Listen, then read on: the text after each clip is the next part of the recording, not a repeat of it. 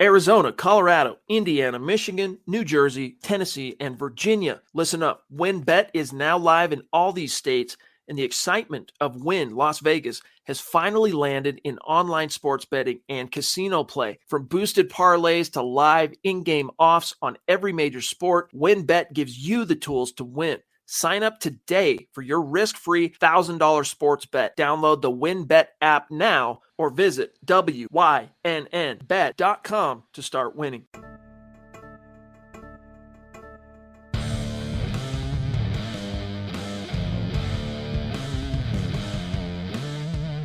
You're listening to Mile High Insiders with Nick Kendell and Luke Patterson. Head on over to milehighhuddle.com for all things Broncos. Now, it's time to find out what's going on behind the walls of UC Health Training Center. All right, guys, welcome in. It is Saturday night, March 19th, 6:02 Mountain Time. Means it's time for an episode of Mile High Insiders. I am your host, Nick Kendell, and joined by, as always, for these Saturday shows, Luke Patterson. Luke, welcome back. I hope you're doing well. You look like maybe a little bit of tan, maybe going on there? Man. Yeah, just barely any burn, but certainly coming back darker from my vacation in the Florida Keys, where everyone in Florida is talking about the Denver Broncos. I talked to Dolphins fans, Bucks fans, Jags fans, multiple vacationers from around the AFC. All eyes are on the Broncos. So aside from having a great trip and having to pinch myself every time I woke up in the beautiful Keys to even grasp the concept Russell Wilson is here, it's just still a pinch yourself moment. And I would be remiss if we didn't obviously pay our respects to John Clayton. That was devastating news. I actually found out, Nick gave me a text, and Nick knows, just like everyone else in this business, how influential John Clayton is and was and will always continue to be. So definitely wanted to get that out there as well. Yeah, John Clayton, met him at the Combine multiple times, talked with him one draft class. I think it was my first Combine, was the Christian McCaffrey one, and talked with him for a bit about it and like the value of him. And then the next year I'm like, hey, John, I probably don't remember. He's like, Nick, how you doing? I was like, oh, really cool. Thanks, John. Wow, man, that's so cool. I didn't know that. That's wicked. That's a story you're going to be telling your kids, and it just seems like he's touched so many people, man. And like you said, you probably don't remember my name, and he called you right out. What's up, Nick? I mean, these are the stories we're hearing today about John. So that's awesome, man. I appreciate you sharing that. It kind of gave me goosebumps. Yeah, good guy. I always love the ESPN segment too, where he's like, he's such a professional, and he does it and then takes down his hair. It's like, Mom, my segment's done. Like, classic. What else is classic is Sean coming in here. Hi. Someone reply, hi. Hi, Sean. It's good to see you. Please, we're here. What we like to do is create the streams a little bit early, so there's a room there to get it going. But we got Scott's in the house. Not the other Scott. Scott Polston saying hello. Good to see you. Nathan Lutala. Nathan, I know I've said your name before. I got this. Nathan Letuala. How about that? Boom. I'm just coming straight better. off the island, boy. No, what's up, Nathan? Good to see you. Obviously getting in some Josh Johnson talk, as the Broncos are expected to ink Josh Johnson. Yeah. I'm waiting for those numbers to come out, Nick, just like we're waiting for the numbers for Deshaun Williams to come out as well. But it's good to see you, Nathan. Our good friend Stu McPeak is in the house. Absolutely got to say what's up to Stu Master, our guy. Our pal, I want to say Robert Powell. That would sound familiar as well, saying what's up, the three amigos. We got two of us are running right now. Scott's going to be hopping in just a bit, because that guy, man, he's busy from dawn till dusk. He's running around some kids, getting some of his sports in. So Scott will be joining us here in a little bit. Our good friend Kathy. Got to say hello. As always, we've got a good stream going right now, and let's kick it off to our guy. First one in the room, Mr. Sean Manzanares. Nick, if you could sign 1 star onto your favorite team, who would it be? Also, what's your favorite team?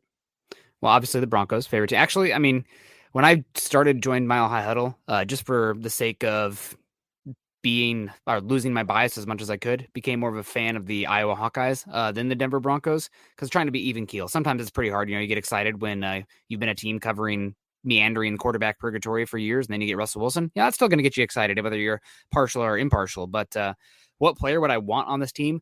I am a large proponent of if you're talking about a singular player, you want to go for positions that are much more impactful with a singular player. So like positions like the offensive line, that's much more about the collective. While it's nicer to have a great offensive tackle, if you have a bad right tackle, that one good tackle isn't going to help you that much. So that's one spot. Also the secondary, obviously it's great to have a number one cornerback. It changes the math for you for what you can do. But if you have, a bad second corner, a bad third corner, that first corner is going to have issues with you. So I look for positions where those singular guys can be more impactful. Pass rushers. That's the one that stands out for me. We already have the quarterback. Take the quarterback off this one.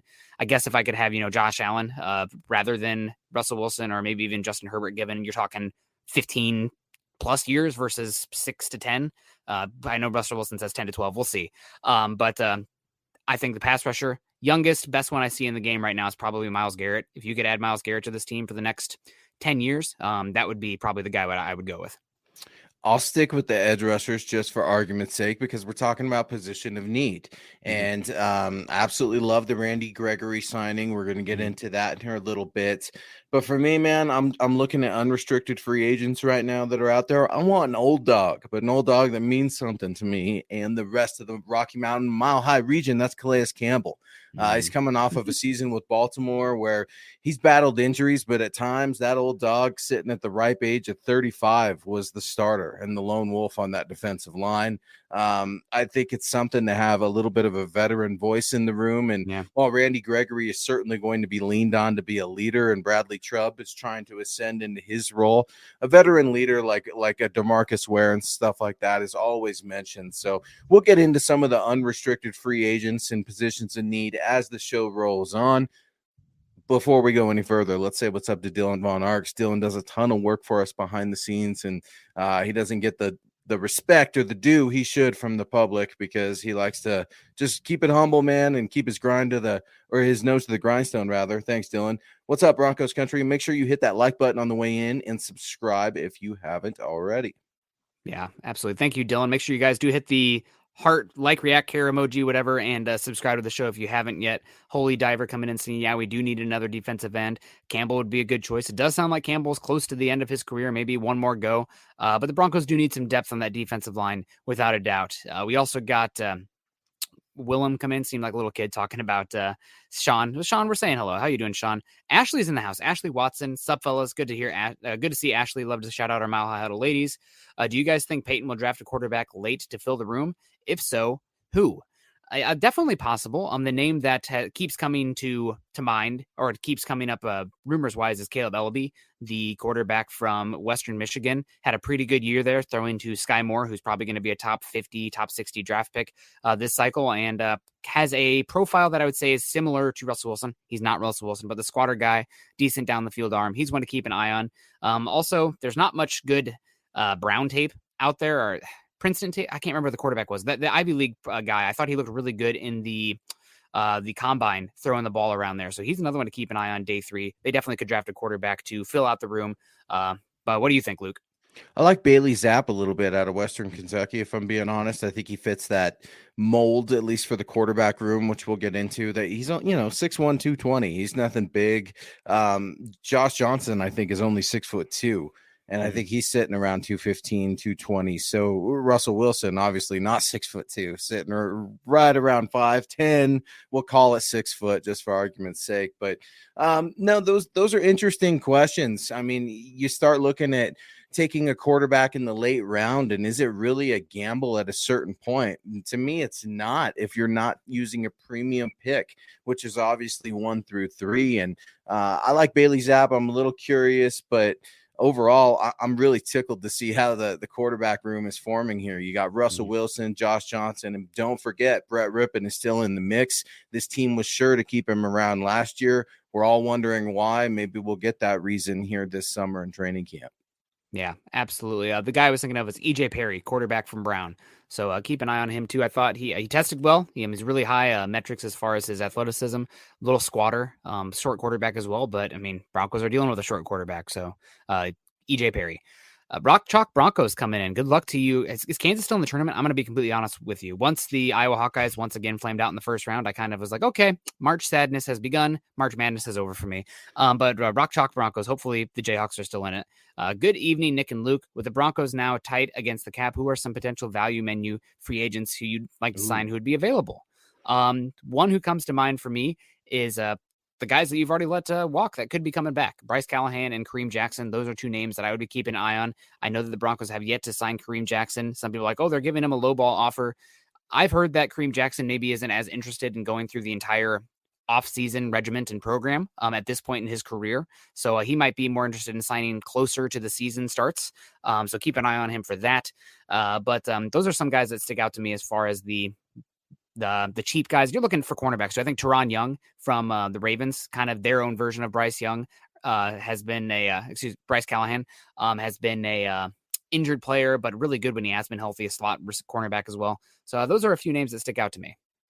People are wondering a lot about Lyle Collins, obviously out of Dallas, and Zach Elberman wrote a really good article you could find on milehighhuddle.com asking the question, could Randy Gregory be recruiting ex-Cowboys teammate Lyle Collins? That's interesting, obviously, for a lot of reasons, with right tackle being a position of need. But I'm here to tell you, they really are okay with their offensive line right now. I don't think they're going to spend a lot more money there. They're already looking at Tom Compton, who they got for basically a steal.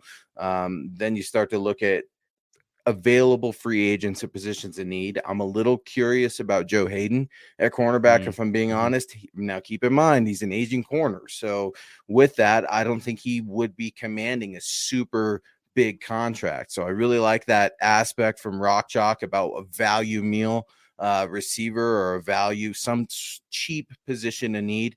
Look for an aging corner. Patrick Peterson's also out there, a player that I really loved in his prime and is definitely slowing down a bit. And you talked about safety. Landon Collins is floating around.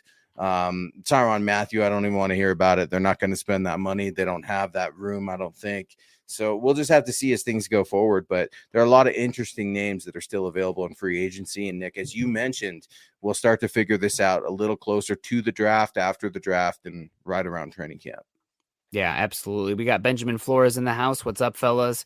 Gerald Garcia, hello, Huddle. Peter Middleton, always come in with the stars. Thank you for your support, Peter. 7 a.m, Broncos for breakfast here. That's the other show. You can cook. You can have Broncos Benedict or something there for you over there.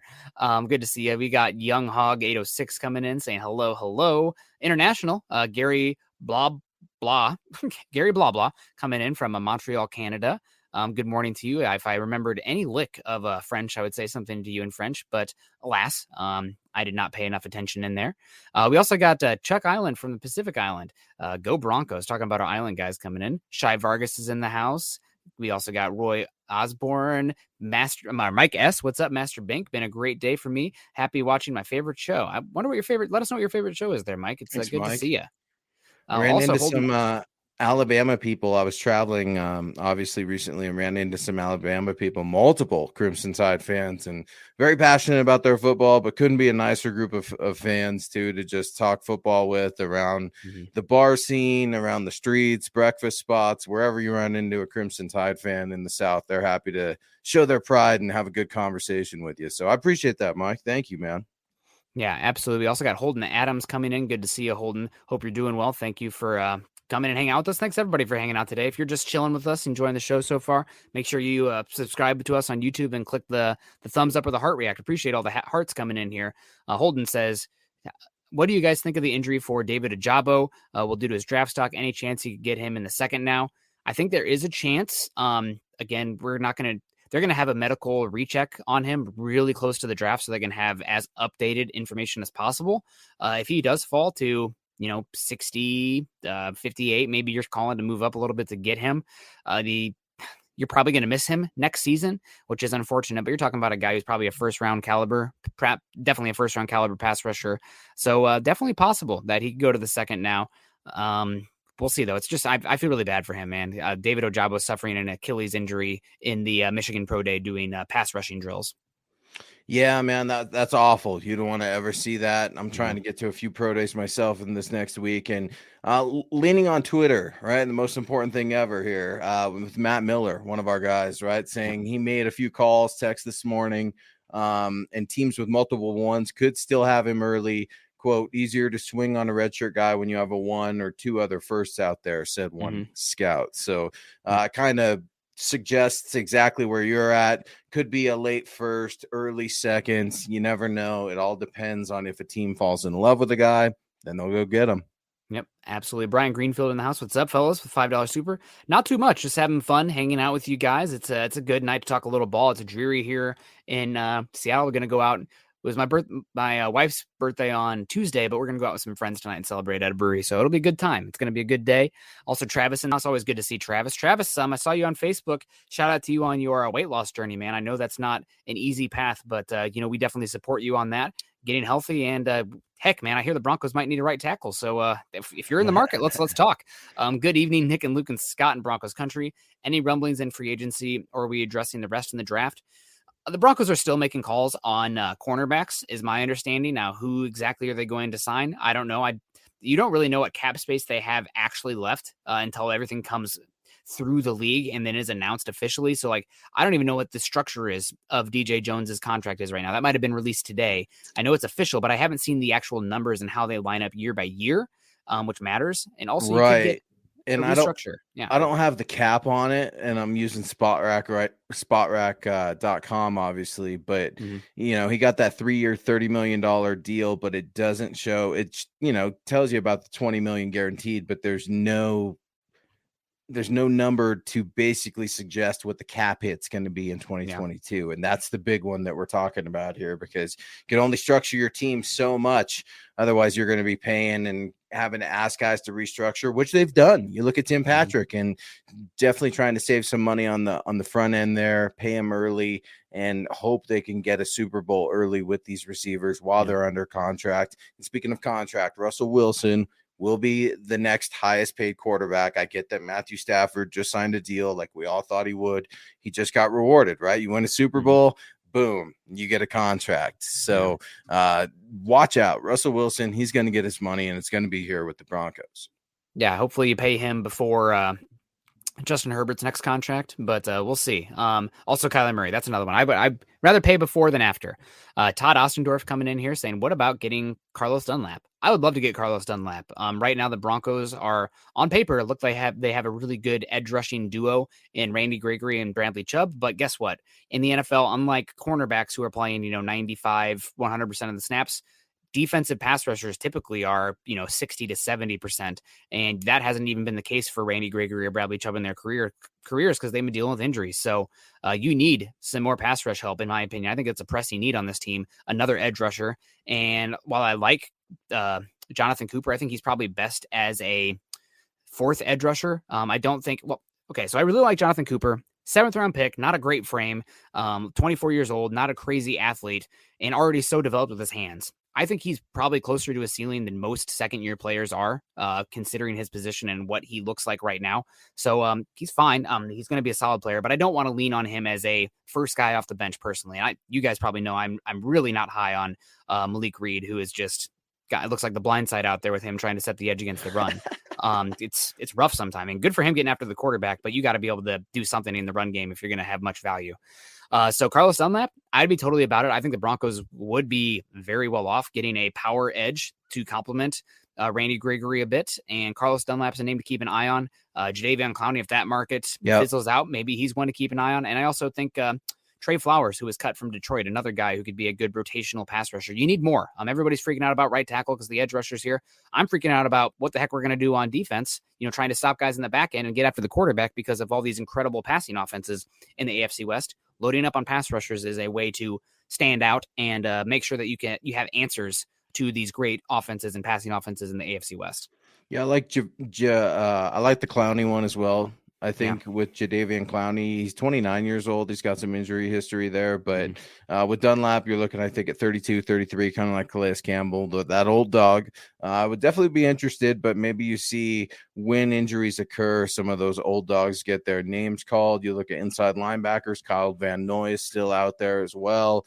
I think don't be surprised if you see them draft another linebacker, but they're very high on Baron Browning, as they should be. Josie Jewell coming back, that had to make you happy, right? Yeah. So Broncos country's feeling better, but there's still positions of need and a ton of free agents still out there, just like Miguel is weighing in on asking about Bryce Callahan. I don't see it. I really don't. It's just been unfortunate in here for both Bryce and the Broncos, but it's been the story of his career. He's just not available on game day. When he is, he plays lights out and should be a Pro Bowler, but he's not consistently there enough. And that's not me speaking ill. That's just, it is what it is. And cornerback and defensive back is a position you're consistently going backwards. Age is not your friend on the football field, but it definitely hurts you and slows you down when Old Man River comes up and pulls your legs away and you're a cornerback in the league. Guys get exposed. Yeah, I would be fine bringing Callahan back on a short-term deal, 1 year or 2 year, just to give yourself some competency at the nickel position. You still probably want the draft, but that moves that nickel spot from being like, if you don't take it at pick 64, I'm concerned, to, okay, well, maybe if you take it with one of your fourth-round picks, eventually, you know, you're going to have to lean on them a bit, but it's not a full season, and then you don't have anybody behind them as well. So I'd be okay bringing Bryce Callahan back for the right deal. I think my understanding is he actually has a decent market out there. So we'll see if that comes to fruition, but I do hope we get him back, and mainly because that's the last spot on the roster right now where I don't trust anybody that they have to fill in right now. I don't trust a soul. Everybody keeps saying they have Essang Bassey. Essang Bassey, I'm sorry, man, undrafted free agent. Broncos country, I think they have a thing with looking for patterns, and it makes sense, but like, just because Malik Reed is an undrafted free agent doesn't make him the next Shaquille Barrett. Just because Essang Bassey is the next undrafted free agent doesn't make him the next Chris Harris Jr. Like, just, those guys are rare, especially for the positions they played, to be undrafted, to be as good as they are. So Bassey doesn't do anything for me at all. He can't keep up with the crossing routes. He can't. So that's rough. We got Kareem coming in too. How do you guys feel about the Chiefs signing Juju? I think TikTok just got much more toxic because we're going to have all the TikToks with Juju and Brittany and Jackson, but it's a good signing by them. Juju's a really good yak player. He's not really good down the field, so to speak, but you got Tyreek Hill, you got Travis Kelce up the seam. Juju's going to be able to, if teams are playing too high shells, Patrick Mahomes should be totally fine getting the ball to Juju in space and letting him, make a couple guys miss and get some yards. So he's not an amazing receiver, but they didn't pay him to be an amazing receiver. So I think he's a very good third passing outlet and a quick game outlet for them to get some yak. I was surprised by the move, not because he went to the Chiefs, but because it was just a 1 year deal. And that makes me think twice, like, what's going on with Juju that made the Chiefs maybe not financially commit? I'm just speculating here, but they take a lot of chances on a lot of players, regardless of their history. And Juju Smith-Schuster, say what you want about him, but he doesn't seem like a bad dude. The Chiefs have bad dudes on their team, but they win, so it doesn't matter. It's the NFL. It's not the Boy Scout League. I get it, but I would just expect this move to have been at least a 2 year deal. So I have a little hesitation there, but I think it's bold. It's a really bold move, Cotton. We'll see how it works out for him. But you look at what the Raiders are doing. You look at what the Chargers are doing. This division is just the best in football, and it is so beefed up. And I think I heard Stink talking about it on the Denver airwaves, saying he's never seen it like this. It's just absolutely stacked. He had compared it, just like many others have, to the NFC East of so many years ago, where you saw multiple Super Bowls throughout the teams, and that could possibly be right here in the AFC West. It's going to be awesome. Look for the Broncos to be back on primetime immediately. Maybe they could even get the season opener. How cool would that be? Would be awesome. I think the Broncos are destined to open up the first Thursday night game, which is, or not the Super Bowl winner always has to play that first one, but the first one that's on Amazon, Denver at Seattle. Calling my shot on that one. Makes sense for the Amazon market, right? We got Dallas Fleury coming in here. I'd love to hear what you two have to say about Bobby Wagner. Awesome. Bobby Wagner, good player for a long time. He's starting to be on the slide of his career. He's not somebody who you're paying full price for him. It's like the difference between buying a MacBook versus a Windows laptop, right? Like you're paying the sticker price for Bobby Wagner, probably beyond what the functionality is of what he is right now in his career. So I wouldn't pay him personally. I think this team, you're going to be playing in a team that the Big Ten, the AFC West has essentially become it is the SEC, but as far as the offenses, this is like the Big 12. So you need pass rushers. SEC. That is crazy, right? Well, just a little bit ago, man, we're talking about being a crappy division where the Chiefs just roll you. Yeah. A couple years later, here we are, man. That is insane. Just think about that for a second. Pinch yourself, because this is just, I don't know what Broncos have done. I don't know if George Payton sold his soul to the devil. It's just insane. I'm so happy. I can't believe the Broncos are relevant in this division. It's going to be so much fun. Yeah, absolutely. But Bobby Wagner, I think the Broncos need to prioritize right tackle, defensive backs, and pass rushers more than they do linebacker right now. I'm really excited about the trio of Josie Jewell, Baron Browning, and Jonas Griffith, and potentially a draft pick as well. That makes me, I'm more interested in that than Bobby Wagner, even though he is a good player, just not for me, for the price that he's going to be. We got Bryce coming in. Good afternoon, fellas. Michael Ronquillo coming in. Good evening, Nick and Luke on MHI_pod, getting us at the Twitter version there. Go Broncos. Thank you so much, Michael. It's great to see you. And let's get into the topic here while we're kind of perusing it. I'll put it on a tee for you, Luke. We're talking the Broncos quarterback room. The Broncos have made some moves at the quarterback position, bringing in Josh Johnson, quarterback. Had some good games, I believe, with Tampa Bay. It sticks out to me. I remember him at Tampa Bay.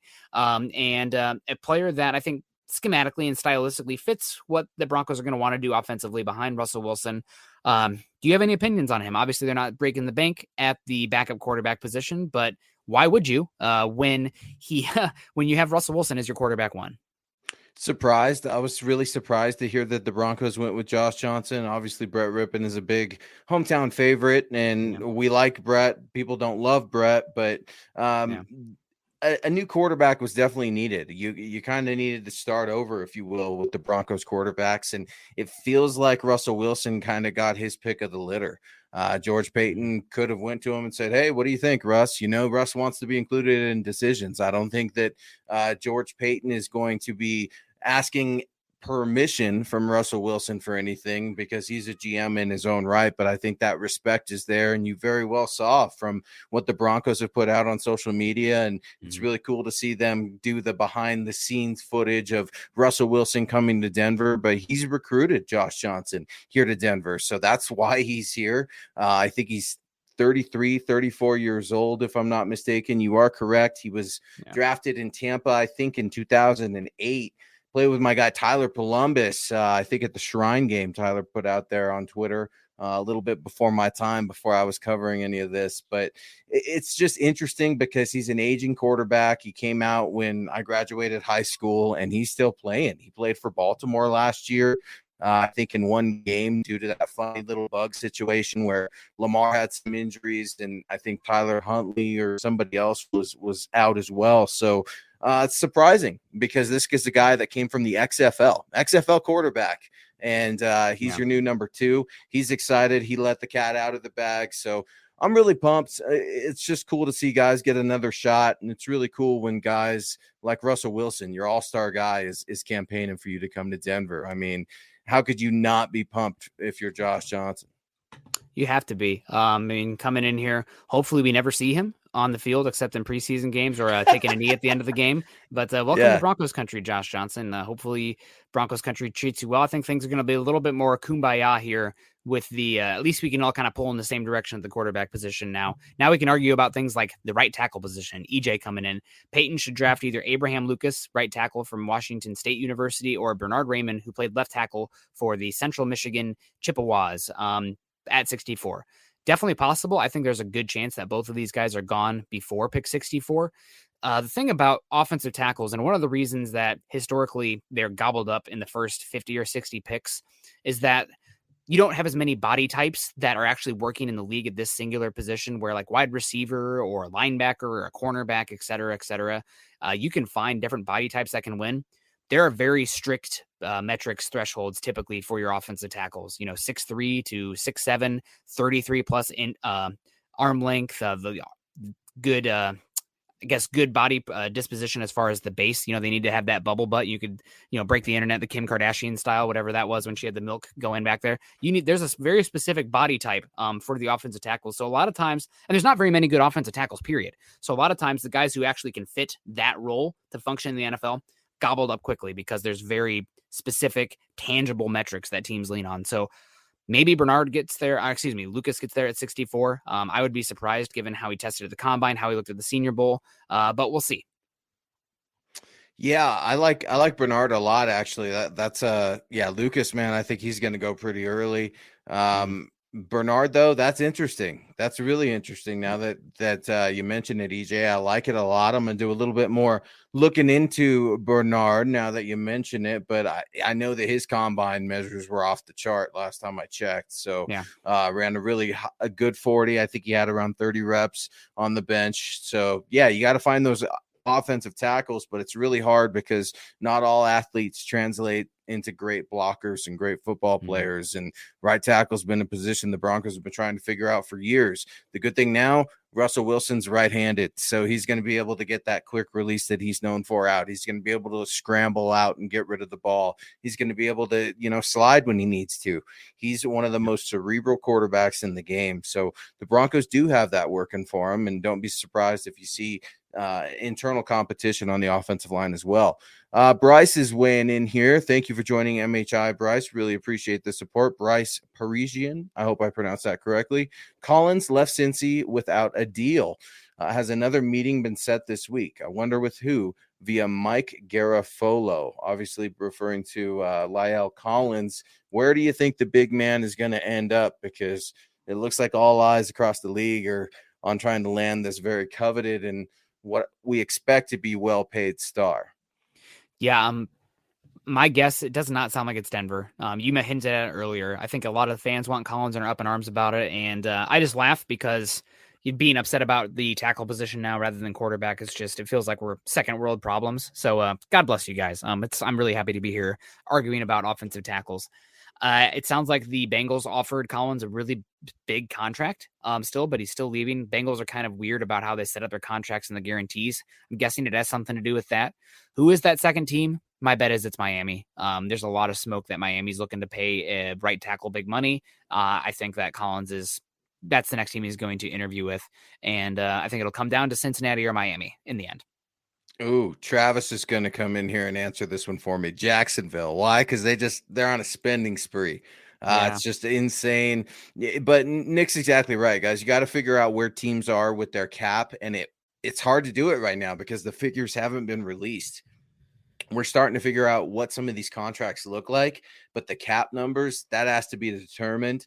We're talking positions of need as well, and there was one comment I wanted to grab because I think tight end is something we definitely need to look at in the NFL draft. You can always find a litter of tight ends every year. But Trey McBride, Nick, I love him, but I don't think the Broncos are going to be able to snab him.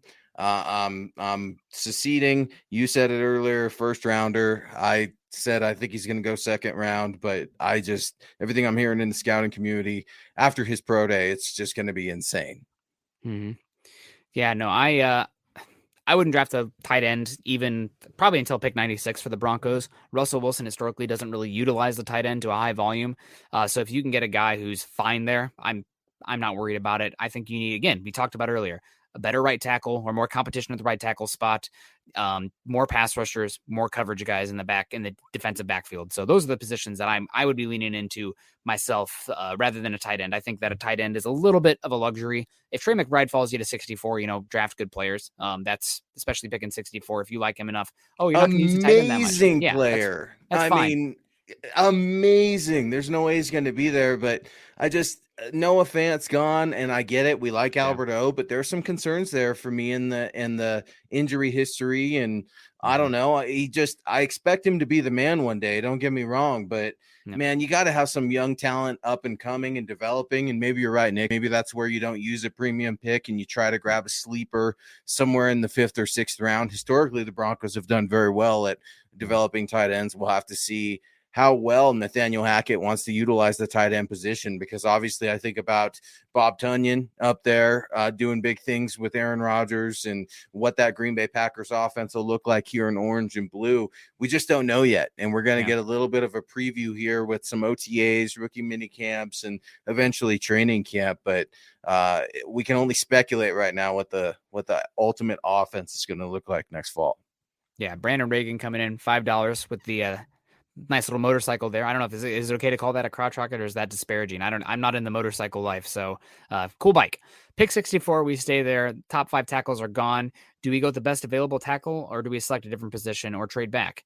If somebody's calling and you don't like the guy that's there, definitely I would be fine trading back. It's hard to know given what the package is. Let's say somebody's offering you a middle third rounder this year and then a third round pick in 2023. Yeah, you need to start to recuperate some 2023 draft capital. I would not be surprised at all if you see Peyton maneuvering the board a lot and trying to get some future assets, because the Broncos are thin in 2023 draft picks right now, far from the 10 that he wants.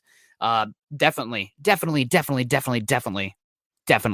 do not just sit there and take the best tackle available because your top 5 is gone. It's like, oh, we have to take one.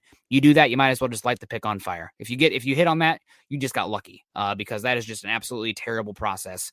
You need to trust your board and don't panic and don't pin yourself into one singular position all the way down at pick 64 in the draft. It's bad business. It's bad practice. Don't do it. I cannot bold flashing lights. Bad idea. Don't do that. So that's where I sit on that one. Thank you for your comment, Brandon. What do you think, Luke? Oh, man. Yeah, it's the position you have yet to figure out. I mean, Calvin Anderson, is that okay? I mean, I like the way he played last year, but you can't tell me that that's the answer yet. And you're looking at how improved the pass rush just got in this division. You're exactly right. Right tackle is definitely a position of need. There's a ton of them, especially in the first round. Now, think back to what George Paton said when he was initially brought to Denver. We are going to be in on every big deal and big player. Well, let's look at that for literal sense. They need a big player, a right tackle. If George Paton falls in love with a right tackle and he sees one slip to maybe the bottom of the first or early second, don't be surprised if he goes to get him. He moved up heaven and earth, not really heaven and earth, but he moved up to go get a running back in the second round last year. All right. A position that should be devalued. And if it's not, talk to the Cowboys on why Zeke Elliott is just paralyzing this team with his contract. But if he's move up for a running back like Pookie, he's definitely going to move up and try to grab a right tackle this year, because we think he wanted Spencer Brown last year. We really think he did. And he didn't. Christensen too. Yeah. And he even alluded to it in one of his pressers. We talked about it before I left on vacation a couple of weeks ago. And it's like, man, George Paton kind of kicking himself a little bit there, and he doesn't want to throw any of his current players under the bus, but he knows right tackle is a position they've got to figure out. Randy is weighing in. Thank you for joining MHI. He's Nick Kendell. I'm Luke Patterson. Get at Nick at Nick Kendell MHH, at yours truly at Luke Patterson LP. Hey guys, as far as wide receivers and tight ends go, I feel Denver's 4th in the division compared to the other teams' rosters. Your take, please. Not wide receivers, obviously. I'm not going to get after you, Randy. I think you're going with the tight ends here, but you're looking at Darren Waller, who should do a lot better in a Josh McDaniels offense, but let's be honest, Devontae Adams is going to be commanding the ball out there. Noah Fant, he's gone. That's why I'm trying to campaign for another tight end, because I'm a little worried about Alberto's history, and I know the Broncos just signed a tight end. I'm spacing on who it is right now, but they're not exactly – they're a traditional Y.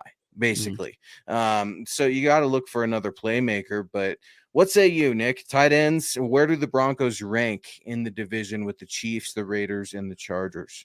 I'm going to just lump this in as pass catchers, playmakers, and you're not including running backs, because that would tick the Broncos up a good bit with Javonte Williams. But wide receivers and tight ends, I'd put them 3rd right now. And this is with the asterisks that we have not finished the offseason yet, and we have not finished the draft yet. Right now, the Chargers have probably a better 1-2 punch at pass catcher with Mike Williams and Keenan Allen. But after that, I mean, it's Josh Palmer. It's who knows who at tight end for the Chargers. And I don't really trust their depth at wide receiver. Now, that being said, with how the Chargers have attacked free agency, they could go there at pick 17. And if Jameson Williams or Chris Olave or Garrett Wilson is there at pick 17, maybe we have a different conversation, because that would be a really unique trio of weapons for Justin Herbert. But I put the Broncos 3rd. in that right now, which is that's fine. You have a good quarterback. It's just you don't have the most dangerous pass catcher in football in Tyreek Hill and the best tight end in football in the Chiefs, and you don't have the best wide receiver in football in Devontae Adams, one of the best top 5 slot guys and a top 5 tight end in the Raiders. Broncos, luckily, it's not just the pass catchers that's going to make a difference here. I think where the Broncos need to close the gap is trying to come away with the best defense in the division. Right now, I'd probably put the Chargers over them, even though the Chargers are very much built on sand, so to speak, because they have some injured players that they're going to be leaning on. Mac, Bosa, and Derwin James have dealt with a lot of injuries, and also a 30-year-old cornerback in J.C. Jackson. A little bit of panic there, but I think that's where the Broncos can make a difference in this division is if they keep loading up on the pass rushers and pass cover guys. So thank you very much for the question, Randy. We appreciate you. Hope you're doing well. We also have John D. Herrera coming in. What do you guys think of Tyler Algier, running back from the University of BYU? I like Tyler Algier. You guys probably, if you guys are psychopaths like me and like to watch 10 billion clips of quarterback play and not only just watch the throws, but watch the entire thing to see if he's checking or anything. Tyler Algier was the running back that you saw getting a majority of the carries when watching Zach Wilson at BYU. He is a good size running back, good athlete. I don't think he's the best in the pass game right now. Even though he has the size, I don't think his pass protection is field ready right now. And also, I don't think he's much of a pass catching back. That being said, am I going to be using my running back and splitting him out into the open field, or am I going to be keeping in the backfield trying to get guys in the box and using them for play action? I think you have more value with that in the pass game for running back than actually flexing them out and using them in space. So I would like Algier. Round 5 at the earliest, though. He'll probably go round 4, but I'm not looking to spend big on a running back until probably round 5. Yeah, I think his profile, like at least physical profile, is too much like Javonte Williams. I think the Broncos have to look for some speed, and Mike Boone will be a good in between, kind of the speed and the power. Boone, I think, is just going to be a smooth operator. I think you and I have both said multiple times we're really curious to see what he can do in camp. Running back could be another position where the Broncos take a flyer. I think it's interesting that Melvin Gordon hasn't been re-signed, and everyone's coming in hot with, we got to re-sign Melvin Gordon. Maybe they do. I'm not one of those people, but obviously Melvin Gordon wants to come back now more than ever with Russell Wilson. And it's just insane how things change. It's insane how the Russell Wilson effect is just like the Peyton Manning effect, everything else. And it's just one of those things where we're not even close to done yet. The draft is right around the corner, but expect more free agent moves, expect some more trades even. Yeah. And you never know what George Payton has up his sleeve because he moves in silence, man. That guy, that is so airtight out there, and we're used to hearing things. It's hard to hear things with George Payton, man, and he swings for the fences and definitely earns his keep. Yeah. Absolutely. Low Bellow coming in. Luke, you might be able to help with this one a little bit. I am out in the Pacific Northwest, so couldn't tell you, but new to the area. Any suggestions on the best place to watch the draft? Colorado Springs area. I know that's not really that close to you, Luke, but you might have some suggestions, or maybe the community. I mean, that's one of the great things about Mile High Huddle on this channel is that I'm sure there's some people in the community that have some suggestions. So hopefully you are crowdsourcing, guys. Any suggestions for Low Bellow here? Yeah, here we go. Here's a free plug, right? My guy Chris Fusley at Blake Street Tavern downtown in downtown Denver. It's an awesome place. Also, sports column right there on Blake Street. Some really big happenings in these bars and restaurants. They need us, folks, especially after the last couple of years. So Broncos country is going to benefit from that as well. Not only merchandise like all the Russell Wilson jerseys you're seeing right now, hottest jersey in the league. And I don't even think the league has put it out yet. I think they're just like another website that I'm not sure if I'm allowed to say, but it's just fascinating to see how Broncos country is waking up. George Payton called him a sleeping giant. Well, you're going to see some trickle effects. You're going to see a full stadium. Training camp is going to be insane this year, Nick. I don't know if I need to go the night before just to get a good parking spot or what, because it's going to be just absolutely crazy how things have changed overnight. Kareem Gomez is weighing in. He's been a huge fan of the show, very active in our comments. Guys, if you have a comment, a question, anything you'd like to say, go ahead and drop it in the MHH chat, and we will get to you. Kareem asking, which Broncos player will make a name for himself in 2022? Oh, man, this is a great question, Kareem. Somebody that sticks out to me, and it's somebody who you guys should know about. And if you've listened to me, I've been screaming about him for a while. But he's a really underrated player, and things should be a lot easier for him this season. Draymond Jones. Last season, he was the Broncos' best pass rusher on their defensive line, and that is in spite of the Broncos not having a lot of plus opportunities as a pass rusher with 3rd and longs and playing with the lead. Broncos go out there and pay DJ Jones. That should free up Draymond Jones a little bit. Bradley Chubb should be healthy first. I mean, Peyton keeps saying first healthy offseason for Draymond Jones in 2 or 3 years. That should help a lot. And then you get Randy Gregory, and also the other side of the ball. I don't know how much you listened to Randy Gregory's press conference, but he didn't talk that much about the defense. He kept talking about how important it is to have offense on the other side, so that way the defense is in advantageous situations to hunt the other team's quarterbacks. And Draymond Jones should have a lot more one-on-ones, a lot more 3rd and longs, and be able to pin his ears back more. So I think Draymond Jones is a dude. Also, contract year. Everyone alert. Woo! Contract year, Draymond Jones. I think he has a chance to make a name for himself and make some money. Yeah, I think he's going to be making money elsewhere, considering what the Broncos just did with the defensive line. I'm looking at Randy Gregory. You said it.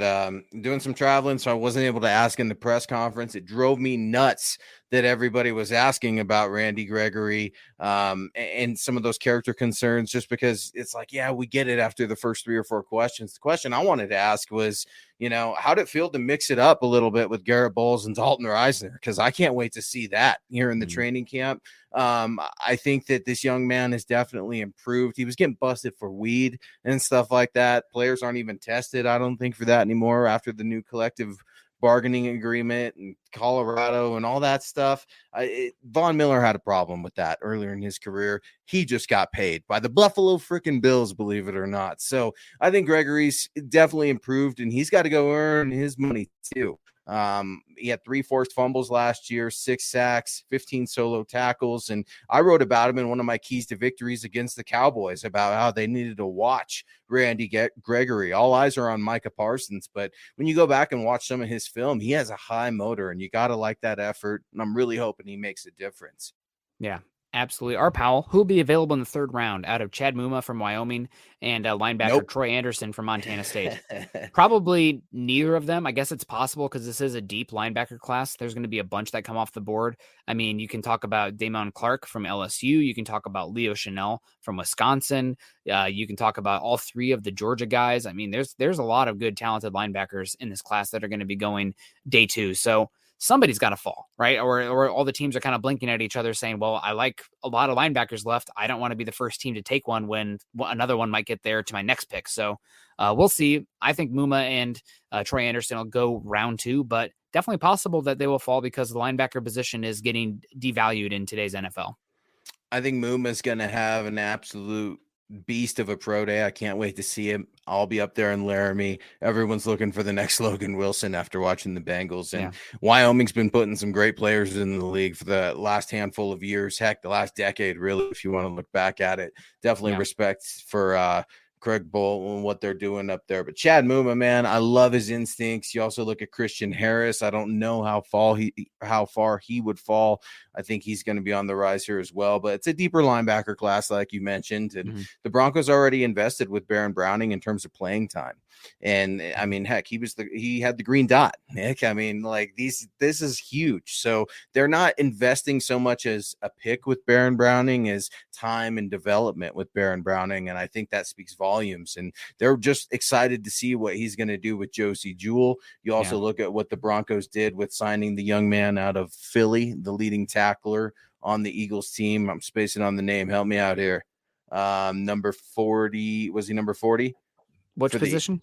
The linebacker from the Eagles, the Broncos just signed. Oh gosh, all I know is that I was up in arms because Mike Kliss said he's starting opposite from Josie Jewell. It's like, no, he's not.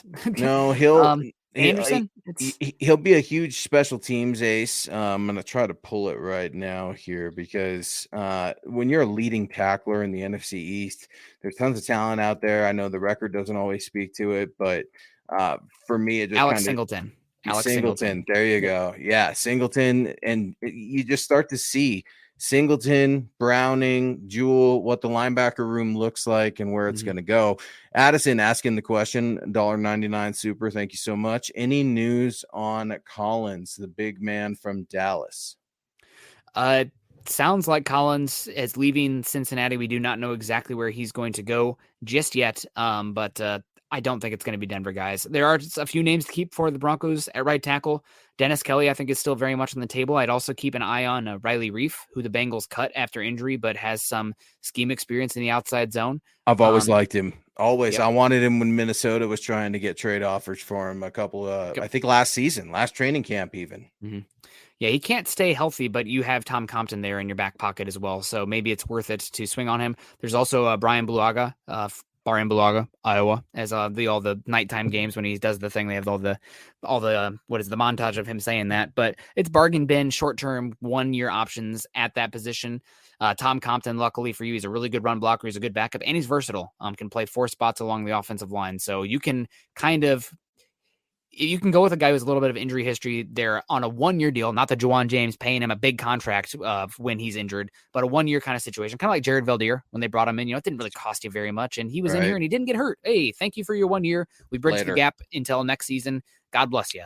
So I think that's more likely there for the Broncos at right tackle. And guess what? The Broncos now have a franchise quarterback. They do not need every single team to be a perfect all-pro player. When you don't have the quarterback, your margin for error and roster building is thin. You have a guy now. You don't have to be perfect at every single spot. So when I heard about the trade, and obviously we thought Drew Lock was going to be a part of it, I'm riding around the shuttle, having a cold pop or two in Florida, and I'm thinking about you, Nick, and I'm thinking, oh, man, this is awesome. I'm sure Nick loves Russell Wilson, but now Nick has to deal with Drew Lock in Washington and all those things, and obviously Metcalf showing some love to Drew Lock, and hey, man, God bless the kid. I hope he does well out there. I'd love to take a few shots, but it'd be awesome if Drew Lock worked out. But what about the rumors you're hearing? Are the Seahawks still in the market for a quarterback? Because I think at one time I thought I heard him say something about Baker Mayfield. I know he wants to try to go to Indy. Obviously, Deshaun Watson is now a Brown. Are the Seahawks still in the market? Because they definitely have some trade capital to part with if that's the case. It does sound like the Seahawks are in the market. They've been linked to Jameis Winston. They've been linked to Matt Ryan. They've been linked to Baker Mayfield. It sounds like they do want to make a move there. If not, I would expect the Seahawks to maybe tank this season, finish the top 5 pick next year, maybe even the number 1 overall pick. That's the level of issues they have surrounding that roster. And, a quarterback who hasn't proven anything in the league yet. So that's a possibility, but they're definitely hunting right now for a quarterback option to come in and compete with Drew Lock. We'll see. It's too bad that Teddy Bridgewater signed with Miami, because it would have been funny to take this show to the Pacific Northwest for a year, but alas, that's not happening. Broncos Sunshine coming in, $10 super. Thank you so much, Broncos Sunshine, formerly Broncos 17-0, formerly Broncos number 1 overall pick. Love you. I recognize the picture. That's why. Now currently Broncos Unlimited. Broncos Unlimited. I'm lost on who the Broncos pick at 64. Thoughts? I have 2 guys right now in my head that I'm very interested in. Actually, 3 guys that I'm going to throw out here at pick 64. I'm not sure if the Broncos will be picking at pick 64. We'll see what happens there. I could see them getting aggressive if somebody falls that they have a high 2 grade on, moving up and getting him, or if they have 1 position away, we need this guy, we're going to go for it. Maybe do that as well, or they could trade down. But 64, some names that stick out to me that I'm interested in are Abraham Lucas. We talked about him earlier. Offensive tackle from Washington State, performed really well at the Senior Bowl, had really good testing at the Combine. He's played in 2 different systems, and as well as the air raid system. Good mover for the outside zone. Probably some work to do as far as blocking in the outside zone, but that's okay. He's not going to get your quarterback killed because he's a solid pass protector. I really like Josh Pascal from Kentucky. He's a little bit short, but he's like 6'3", 265. He's led the SEC in tackles for loss and run stops over the last 2 seasons. He beat cancer and came back to join the Kentucky Wildcat team. So he's considered a big emotional leader for them. And he's got some inside-outside versatility as well. He's really good against the run and setting the edge. And then if you line him up in a one-on-one situation against a 3-tech in passing downs, he eats him up. So I really like Josh Pascal. And then another name I think you should keep an eye on. Broncos one remaining dire need on this team right now is who's going to play the slot. They don't have anybody right now. Saying Bassey can't keep up with crossers. Defense. They don't have a slot player right now. Nate Harrison, people keep saying, what about Nate Harrison? Nate Harrison's a free agent. He's not on this team. He can sign with anybody. So I think an interesting slot player is Jalen Petrie from Baylor. Apparently people love this dude, his tenacity, his intelligence, his attention to detail. He's technically a safety, but he mainly lined up in the slot. And if he's there at pick 64, I think if you want to live in a 4-2-5 base kind of defense, he's one that bridges the gap between the cornerback there as that slot player and a linebacker there in that position. I really like Jalen Petrie there as well.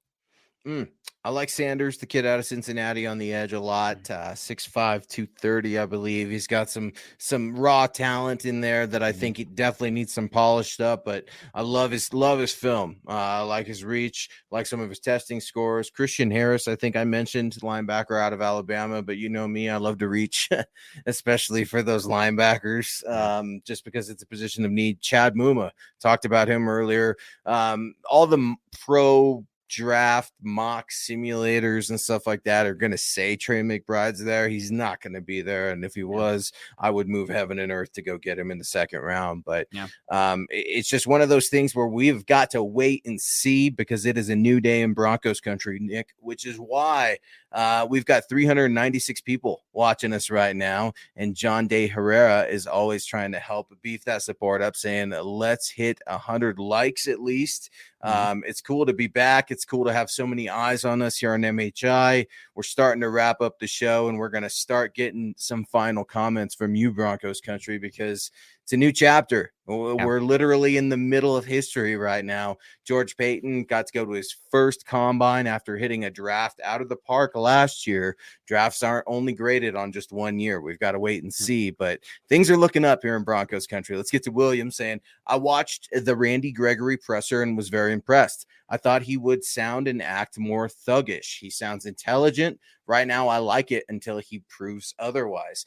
I absolutely agree. I think that instead of hiding from his issues or saying, deferring to his agents or anything like that, he really got out front and said, I was immature. I had to surround myself around my family. He went as far to say that, he moved his family in with him, his parents. I know he's got a wife, a daughter, and he just matured as a young man. And he had even mentioned and joked to the press, and I wasn't there, and I wish I was, but he had said, look, the Broncos asked me harder questions than you guys are asking me. So that George Paton got into some of the nitty gritty, because he's always talking about thoroughness. You got to know who these players are. George Paton is bringing good guys into this team. The Broncos are not going to be among the top 10 for players arrested, with Russell Wilson in this locker room, and now with Randy Gregory on the team as well.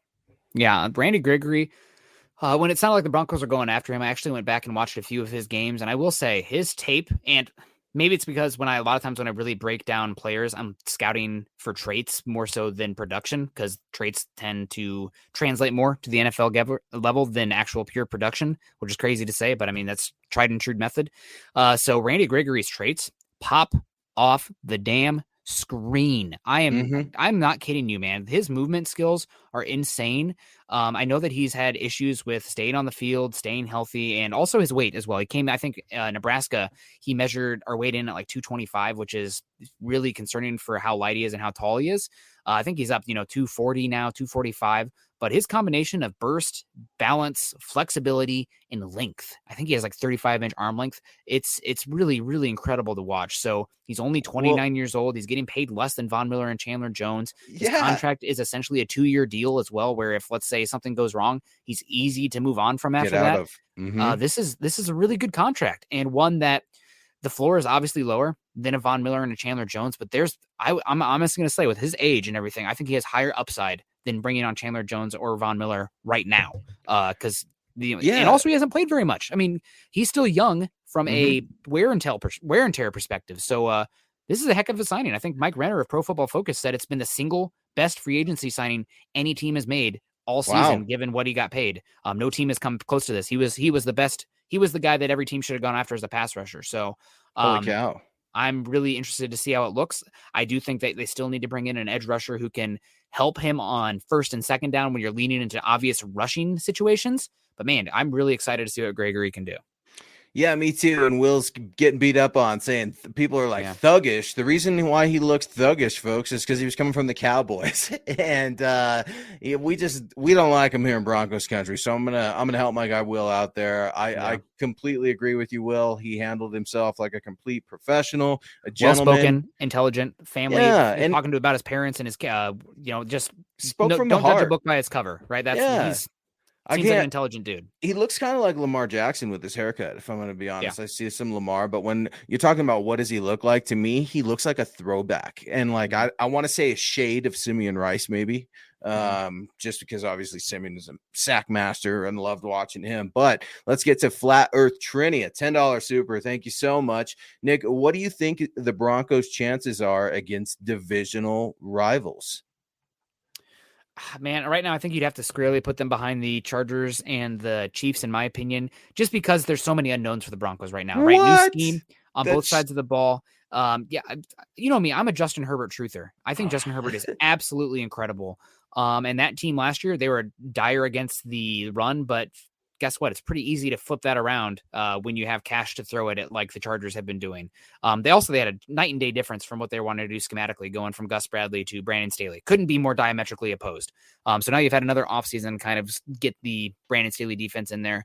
And there's just less variables with those teams. The Broncos, new coaching staff, new quarterback, new schemes, blah, blah, blah, blah, blah. It's just, you don't know. So Broncos easily could finish number one. They could finish fourth. Right now, I'd put them third.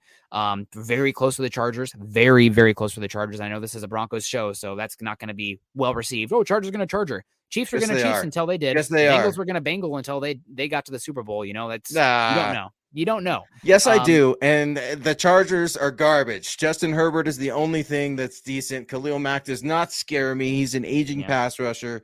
I'm saying that right now because they're not playing the Chargers right now. But no, man, that Chargers team is stacked. You're exactly right. And you're looking at their wide receivers. And I'm not an Eckler guy. I'm really not. But here's what I'll say. The Broncos are no longer going to be swept by the Chiefs. That silly beep ends now. Russell Wilson said, I am here to play the best. I fear nobody. And I think that's why he is ultimately here as well. And when you've got Super Bowl winning quarterbacks like Russell Wilson and Pat Mahomes, it's just insane. I've got my daughter already begging me to take her to her first Broncos game because she was just little, man. She was little when they got blown out by Russell Wilson. Maybe he could make it right now that she's 8 and she's starting to come of age. And it's just insane when you're going to be able to see two of the league's best squaring off at least 2 times a year. The Chiefs garbage, that ends in Broncos country. I can say that without a doubt. They will split a game with the Chiefs. Yeah, 100%. So what's Vegas have them at? I think that's probably the best way to look at it. Ooh, Chiefs are number one. Chiefs are number one. To be the best, you got to beat the best. Chiefs have won the division, every single year since Peyton Manning left, I think, or maybe every year but one. So Chiefs number one. And then number 2 is actually tied. The Broncos and the Chargers have the same odds. And then number 4, I guess, the Raiders. Raiders have the worst offensive line in the division right now, and they also have the worst back 7 defense. And the worst head coach because he's giving up an arm and a leg for obviously the best wide receiver in the league. But you do that for quarterbacks, Josh. You don't do it for wide receivers. I mean, who you get? Derek Carr. Okay, fine, I get it. It's college reunion, but Raiders, man, I love it. I'm feeling a lot better with what they're doing out there. Yeah, absolutely. John Clay Evington coming in here. Hello, gents. Hello to you, John Clay Evington. 2 linebackers I'd love to see the Broncos draft are Chad Moomar and Troy Anderson. Thoughts? We talked about them a little bit earlier. 2 good linebackers, no doubt about it. There's a lot of good linebackers in this draft class to keep an eye on, but those are 2 that are relatively local. If either of them is at 64, I know the Broncos paid Josie Jewell. I know they really like Jonas Griffith, and they really like Baron Browning. But this is why you want to fill out your needs prior to the draft, because then if there's somebody you love at a somewhat of a luxury position, you jump at it. So do the Broncos need Chad Moomar, Troy Anderson next year? No, they are okay at the linebacker spot for next season, but that doesn't mean you should bypass a guy who's ranked higher on your board than other players. So fill out your needs before the draft. You still need a slot cornerback. You still could probably use another defensive lineman and a safety, maybe another right tackle as well, though you could do the Cam Fleming, Bobby Massey. We didn't get one in the draft, so who's still available after the draft kind of mold there. But definitely, if those guys are there at 64, I think you need to think long and hard about it. Broncos need to, cornerback's another thing. We haven't talked about it enough about in the draft, but free agency, go get yourself a Joe Hayden and see what Darby can do on the inside. I know it's not ideal, but you don't want to move Pat Surtain. He's going to be dominant on the outside like he's continued to be. But move Darby in on the slot and maybe have him out there with Baron Browning roaming. I'm interested in seeing what that looks like, even against the tight end. But Chad Muma can cover. I like where your head's at, John, because linebackers, and that's something that the Broncos, I think, need. We're just going to have to see where they get one. We're starting to wrap up the show here. Let's get to Dearborn, because here we go. Speaking of corners, what corner do you think we're going to get? Stefan Gilmore? Nick, I've seen a lot about Stefan Gilmore and Broncos country pining for this defensive back whose name seems to pop up every other year or so for the Broncos. What do you think about Gilmore? What do you think he'd cost? I don't think it'd be that much, considering, again, he's an aging corner, just like Hayden and some of the other cats that are out there on the market. Yeah, I think Gilmore's still going to get a decent contract. He was pretty good last year for the Panthers, and I think the reason he hasn't signed yet is because he's looking for good coin. I think that in the end, it's going to make some people kind of roll over, but I think he's going to end up on the Raiders. They need cornerback help so badly. I know they traded for Rock Ya-Sin, moving Yannick Ngakoue to the Colts. He's a number 2. They need another guy as well. So Gilmore is interesting to me. He's probably the best cornerback left, but I'm looking for somebody that you can save a little bit of money that is probably going to play the pure slots position. Bryce Callahan still interests me there. The Kiwan Williams from the 49ers. He's 31, but he's been really good for the 49ers for a number of years. Jason Verrett, he's had some injury history. Again, you're talking about guys right now that this is where they are. It's the injury stuff. But Jason Verrett is interesting when he's healthy. He's pretty darn good. Chris Harris Jr., he's probably bottom of the list for me, but one that is possibly an option as well. Mike Hughes is still young, former first round pick. I also believe he was a George Payton Vikings first round pick as well. So he's a possibility. And then Tavon Young, another name to keep an eye on. All these slot guys probably not going to command a lot of money, but at least give you an option in the room where you're not sitting there scratching your head like, I don't know what we're going to do next year. And people keep saying, what about Ronald Darby playing the slot and moving Ojabo to the outside? Darby's had one healthy season in his entire career to date. You need a backup behind Darby and Surtain that you feel comfortable with in the AFC West if you're going to keep afloat. So I'm really excited about what Ojabo can do this year. No doubt about that. But I don't want him being in the starting role this season until he earns it, because he's going to see the field because somebody's going to get hurt, period. Yep, injuries always roll around, but you know what else rolls around? Karma. And Chiefs Kingdom, Broncos country is coming for you. I absolutely love the energy I'm seeing in there. The AFC West is wide open. I cannot wait to see how the rest of things unfold. That's a wrap for tonight's edition of Mile High Insiders. Again, guys, you could get at Nick at Nick Kendell MHH on Twitter. Yours truly at Luke Patterson LP. Feel free to reach out to us anytime via DM or just tweet at us. If you want to get and become a fan of the show on Twitter, that's Twitter at MHI_pod. The mothership, of course, at Mile High Huddle, milehighhuddle.com, where you can also go ahead and pick up some swag as well if you'd like, in addition to reading all of our content, our written content, our podcasts, wherever you download them. Grab some gear, grab some hats, all kinds of fun stuff with the spring upon us. Spring's officially here, I think. First day tomorrow. Yeah. So all of our Facebook lovers and subscribers, we appreciate you guys. So subscribe, like, and share. And we're going to get some giveaways going, guys, on this next show. We had so much fun. We were without our brain trust, Scott, tonight. So we're trying to just do the best that we can. And Dylan's going to make sure that we get out of here on a good note. Great conversation as always, everyone. Make sure you hit that like button on the way out. A little bit goes a long way. He's Nick. I'm Luke. This MHI. We will see you next Saturday night saying, Go Broncos. You've been listening to the Huddle Up Podcast. Join Broncos Country's deep divers at milehighhuddle.com to keep the conversation going.